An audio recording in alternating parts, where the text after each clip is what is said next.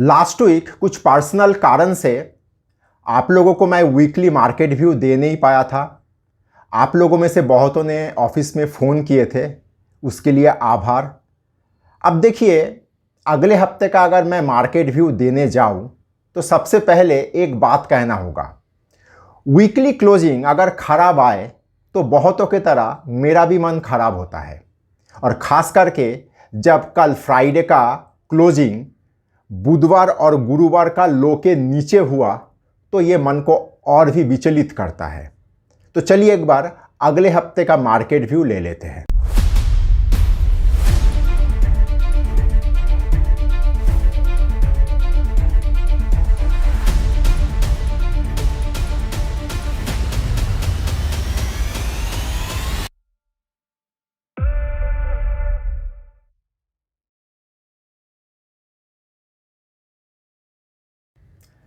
तीन हफ्ता पहले मैं मार्केट व्यू देते वक्त आप लोगों को ये चेतावनी दिया था कि देखिए, माहौल सब कुछ ठीक है, लेकिन माहौल को अचानक खराब किया जाएगा, और खराब करने का बहुत पुराना जो घिसे पीटे स्टोरी लाइन है वो है इन्फ्लेशन और वैल्यूएशन। ऑलरेडी देखिए, वो चीज़ दोबारा कहीं ना कहीं हल्का ही सही शुरू हुआ उस तरह का एक माहौल बनाने का।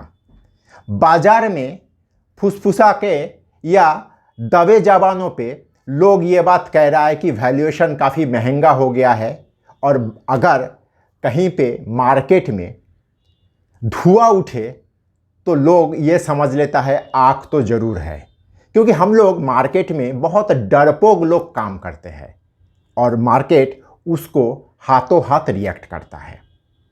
अब देखिए, जिस तरीके से मार्केट में एक धीरे ही सही माहौल तैयार किया जा रहा है, इससे हम लोगों को थोड़ा सचेत होने का आवश्यकता है।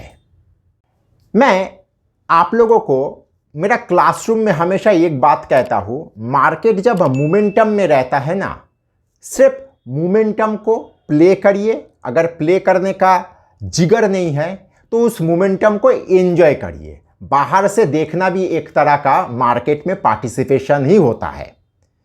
अब देखिए, जब मार्केट अपना मोमेंटम लूज करता है, जैसे फिलहाल हम लोगों का मार्केट कर रहा है ऐसा प्रतीत हो रहा है, तो उस वक्त हमेशा ये देखा गया कि मार्केट में शेयर हो, इंडेक्स हो, ये ओवरबॉट टेरिटरी में है, ओवरबॉट हुआ है, ये वो, इस तरह का बात बहुत हावी हो जाता है।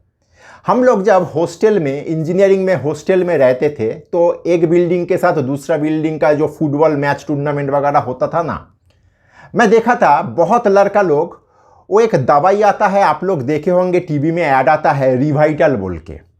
वो दवाई का खासियत ये है, आप लोग जब वो दवाई लोगे ना, आप में अचानक से बहुत ताकत आ जाएगा, लेकिन जब दवाई का एक्शन ख़त्म हो जाएगा, शरीर को बहुत कमज़ोर कर देता है, थका हुआ महसूस किया जाता है। मतलब बहुत तरह का मसल पेन, ये वो बहुत तरह का साइड इफ़ेक्ट आता है। मार्केट में भी जब मोमेंटम ख़त्म होता है तो मार्केट में भी इस तरह का ओवरबॉट, डाइवर्जेंस, इस तरह का सैकड़ों तरह का इशू आप लोगों के सामने प्ले करने के लिए आ जाता है। इस तरह का सिचुएशन में थोड़ा सावधान रहने का आवश्यकता है। इस तरह का सिचुएशन को टैक्टफुली हैंडल करने का आवश्यकता है। अब देखिए, एक बार चार्ट में चलेंगे, चार्ट में देखेंगे तो चीज़ को और बेहतर तरीके से हम लोग समझ पाएंगे। तो चलिए चार्ट में। नमस्कार, मैं विपुल और अर्थशास्त्र में आप सबका स्वागत है। अगर आप लोगों को टेक्निकल का एनालिसिस, सॉफ्टवेयर, डेटा संबंधित किसी भी जानकारी का आवश्यकता है तो आप स्क्रीन में दिए हुए इस नंबर पे हम लोगों के साथ संपर्क कर सकते हो। हम लोगों का 20 साल का अनुभवों का फ़ायदा उठाइए। हम लोग निफ्टी का डेली चार्ट में है। मैं ये मानूंगा कि आप लोगों को मैं थोड़ा ही सही लेकिन ठीक ठाक टेक्निकल एनालिसिस सिखाने का कोशिश किया। हो सकता है कि आप लोगों में बहुत जन बुनियादी शिक्षा उससे अधिक है टेक्निकल एनालिसिस का, लेकिन ये मैं मान के चलूँगा, मेरा ऐसा बहुत स्टूडेंट है जो मैं जितना सिखाया उतना ही सीखे हैं। तो मैं जितना सिखाया उस शिक्षा के आधार पे अगर मैं निफ्टी का इस चार्ट को थोड़ा समझने का कोशिश करूं तो सबसे पहले देखिए, ये जो निफ्टी का डेली चार्ट है, इस डेली चार्ट में मैं एक डाउन ट्रेंड लाइन ड्रॉ किया। इससे सुंदर ट्रेंड लाइन मैं शायद ही हाल फिलहाल में पिछले 1-1.5 साल में देख पाया। कैसे? डीबीज लैब में इस तरह का कुछ ट्रेंड लाइन मैं देखा था, लेकिन इस ट्रेंड लाइन को देखिए, जब हम लोग इस पीक को किया जुलाई महीने का 20 तारीख को, जब निफ्टी हाई लगाया, उसके बाद से निफ्टी कॉन्टिन्यूअस लोअर हाई मारते हुए नीचे आ रहा है। ये महत्वपूर्ण नहीं है। महत्वपूर्ण ये है कि मैं अगर उस हाई के बाद का जो नेक्स्ट हाई हम लोगों को मिला, उस दोनों हाई को मैं जोड़ के अगर आगे बढ़ा दूँ तो उस लाइन को, मतलब उस डाउन ट्रेंड लाइन के ऊपर मुझे ये तीसरा, ये चौथा, ये पांचवा, ऑल टुगेदर अभी तक इस लाइन में 2 बिंदु एक ट्रेंड लाइन ड्रॉ करने के लिए जो आवश्यकता पड़ता है, उसके अतिरिक्त मुझे और 3 बिंदु इसके ऊपर मिल रहा है। अर्थात डेली चार्ट के हिसाब से अगर मैं निफ्टी को व्याख्या करने का कोशिश करूं तो निफ्टी यहां पे clear cut short term down trend में आ चुका है। ये महत्वपूर्ण बिंदु हम लोग को दिमाग में रखना होगा। अब निफ्टी अगर शॉर्ट टर्म डाउन ट्रेंड में आ चुका है तो अब हम लोगों को क्या करना है? कोई ये सोचेगा कि हम लोगों को माल बेच के निकल जाना है।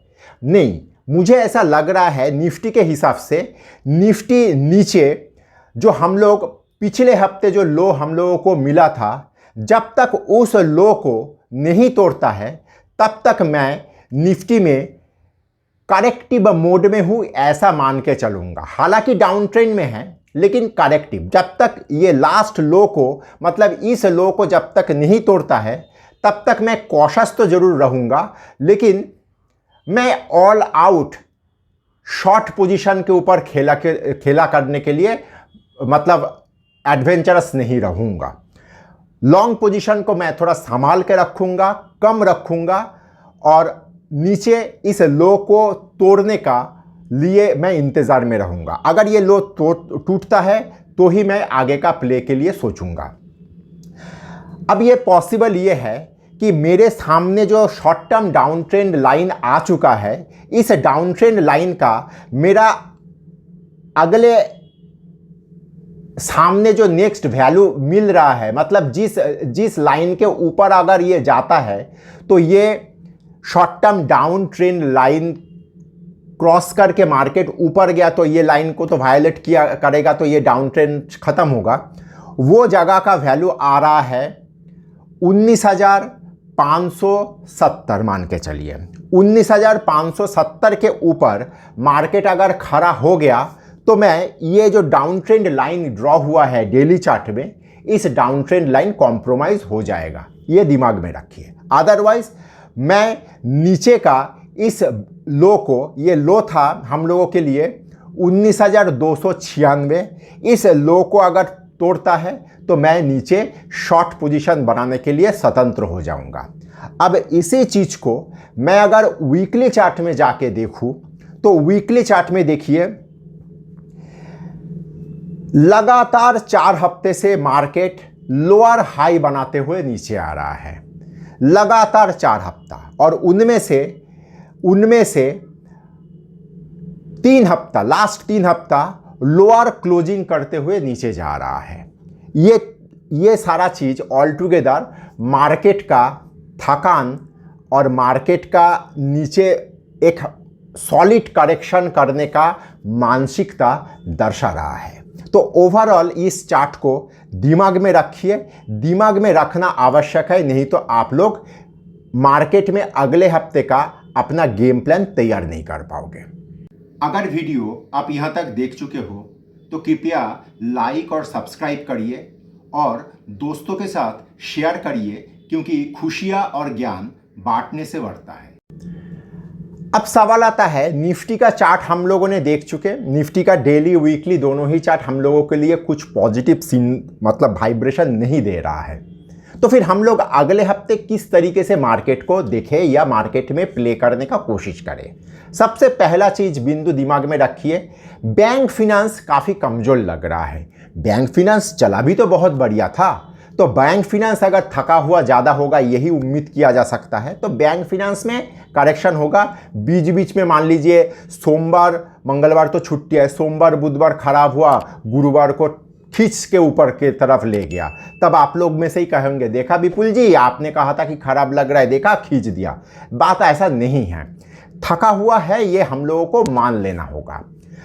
लेकिन बैंक फिनांस अगर बहुत तगड़ा टूटे, निफ्टी में उतना इफेक्ट करने का संभावना मुझे कम दिखाई देता है। एकदम सही बोल रहा हूं, अब मुझे निफ्टी में इफेक्ट कम दिखाई दे रहा है। इसका कारण क्या है?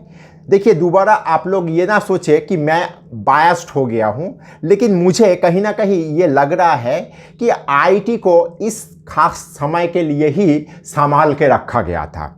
इस जगह पे जब बैंक बहुत तेजी से नीचे आने का कोशिश अगर करता है, तो इस जगह पे मास्किंग आईटी से किया जाएगा, मेटल से किया जाएगा। तो आईटी यहाँ पे एक कॉन्ट्रा प्ले हो सकता है। आईटी वैसे एक चीज़ आप लोग अगर आईटी में मेरा बोलने के बाद से अगर आप लोग देखे होंगे, इन्फोसिस का जो खबर उस एपिसोड का नेक्स्ट दिन ही इन्फोसिस का खबर आया था, लेकिन इन्फोसिस का खबर होने के बाद आईटी अपना दोबारा धीरे धीरे एक नीचे से ऊपर के तरफ अपना बेस बढ़ाते हुए चल रहा है। तो ये कहीं ना कहीं ये दर्शा रहा है कि आईटी एक ऊपर के तरफ प्ले करने के लिए प्रस्तुत है, लेकिन ट्रिगर मिल नहीं पा रहा है। तो बैंक अगर खराब होता है तो हो सकता है कि आईटी से निफ्टी को संभालने का कोशिश किया जाए, तो वहाँ पे हम लोग एक आईटी का प्ले अगले हफ्ते कर सकते हैं। उसके साथ मेटल को भी थोड़ा देखिए, मेटल बहुत बढ़िया सिनेरियो में खड़ा है, मेटल अच्छा लग रहा है, मेटल अच्छा कर सकता है। और इंजीनियरिंग मतलब कैपिटल गुड्स, ये भी बहुत बढ़िया प्ले कर रहा है। तो अगले हफ्ते आईटी और मेटल और इंजीनियरिंग, ये तीनों सेक्टर में मैं थोड़ा बुलिश व्यू रखूँगा। बहुत बड़ा बुलिश व्यू नहीं, मैं थोड़ा मोटा बुलिश व्यू रखूँगा। और बैंक फिनांस में मैं थोड़ा बियरिश व्यू रखूँगा। तो बैंक फिनांस में बियरिश और मेटल, कैपिटल गुड्स और आईटी में बुलिश व्यू, ये कॉन्ट्रा व्यू लेके आप लोग अपना मार्केट का ट्रेडिंग के प्लान बनाइए अगले हफ्ते के लिए। धन्यवाद।